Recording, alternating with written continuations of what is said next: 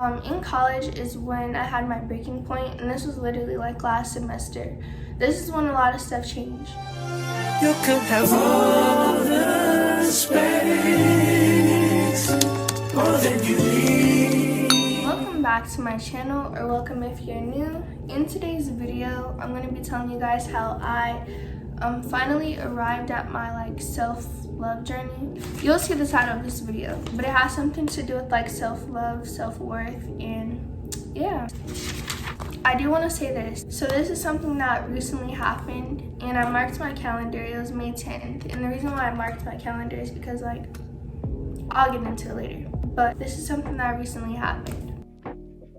So for part one, I'm going to be talking about my childhood, or how it started. Around age 10 is when my insecurities became very prevalent in my life. People really started to point out things that affected me heavily. I know some people would do it hurtfully, some people would do it mindlessly. I found out low self-esteem comes from highly critical parents and an unhappy childhood. So adults in my life that I looked up to would criticize my appearance. Older women that I would look up to would just say negative things about me. I also had people tell me I was beautiful, or stuff like that, so it kind of weighed out. But yeah, that's just where it stemmed from. My biggest insecurities would over the years was my body. I felt as if I was too skinny. My nose, I felt like my nose was too big. In my hair, I didn't like the texture of my hair. When I was younger, I really didn't care too much about the texture of my hair until someone mentioned it. I had adults in my life that would do my hair and say oh, why can't you have good hair? Or they would criticize the texture of my hair. And then my nose, just adult women would criticize my nose as well and tell me that my nose was too big, or just stuff like that, just make comments like that. So yeah, all in all, that is where my insecurities stem from. And then growing up, I carried that on with me, so I would start telling myself that, or just feed into my insecurities. So part two, this is when I would say they got worse, or just self-hatred and insecurities got worse. So in middle school is when people really started to just talk about you, or pick on you and stuff like that. So of course it didn't help. Oftentimes the younger boys would compare my body to girls who were more developed than I was, and then I would start comparing myself to people, and then I would start comparing myself to grown women bodies. Girl, the expectations that I had placed on myself at that age was ridiculous. As a result of that, I started to overeat. Yeah, I would overeat until I made myself sick. It was a mess. It was a mess. There's a point in my life where I wouldn't wear leggings. I was scared to wear leggings because I felt as if I looked too skinny in them. And then there's one point in time where I wanted to actually exercise to gain muscle, but it just wasn't working out because my circumstances, of course. But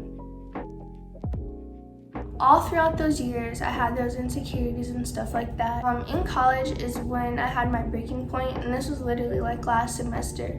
This is when a lot of stuff changed. I had this one friend, and I told her my story because I'm working on a project, and part of that my project is telling her my story with my insecurities and stuff like that. And then she ended up using that against me, and I don't know if it was in a way to hurt me in a joking manner, but I expressed that to her.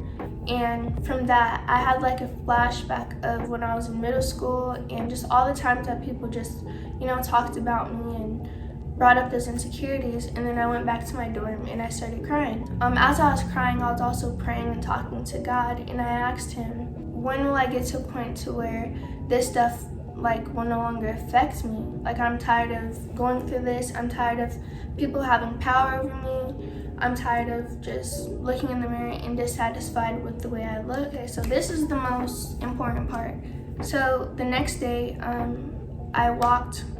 explained my situation to someone that's helping me. So she told me to go back to that moment and reflect and think about what God would say to you in that moment. So I did that, and God spoke through me. At the time, God was using that specific situation to heal me.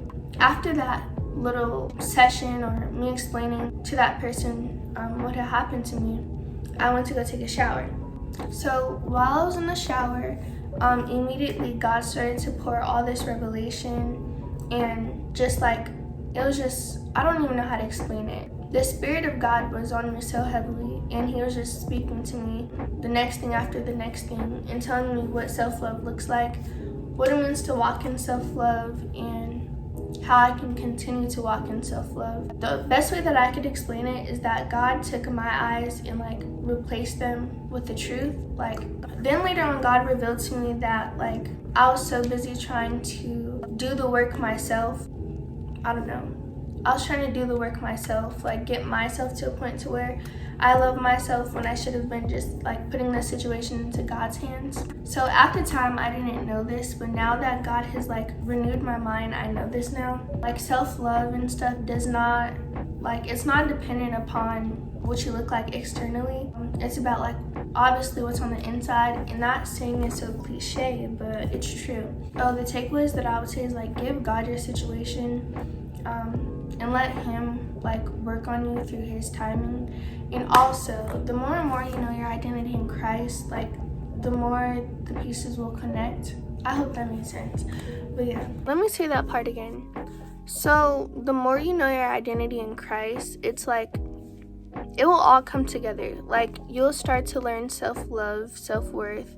Like, yeah, the self-esteem issues will, I don't want to say disappear completely, but I feel like you won't struggle with them as much. At least I didn't. I already know this video is going to be kind of short, but that was just like that was a good day for me.